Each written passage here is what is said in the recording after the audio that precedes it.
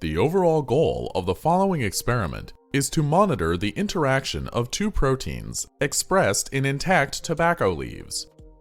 This is achieved by designing appropriate constructs fusing the two genes of interest to split fluorescent proteins and transforming these constructs into agrobacteria. As a second step, agrobacteria cultures are mixed and injected into tobacco leaves, which leads to expression of the proteins and a reconstituted fluorescent signal if the proteins come into close proximity. Next, either entire leaves or isolated protoplasts are analyzed under the microscope. Results are obtained that show protein-protein interactions based on the emitted fluorescent signal detected by fluorescence microscopy. The main advantage of this technique over existing methods, like co-immunoprecipitation or yeast-2 hybrid, is that the protein-protein interaction can be directly monitored in the living plant cell.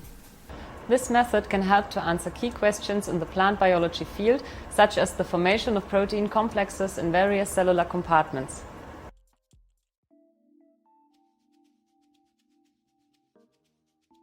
To begin this procedure, grow the agrobacteria to be used for transformation of the tobacco leaves. Inoculate 10 milliliters of LB medium containing the appropriate antibiotics with 50 microliters of the AGL1 glycerol stock culture containing the plasmid of interest in a sterile 50 milliliter tube.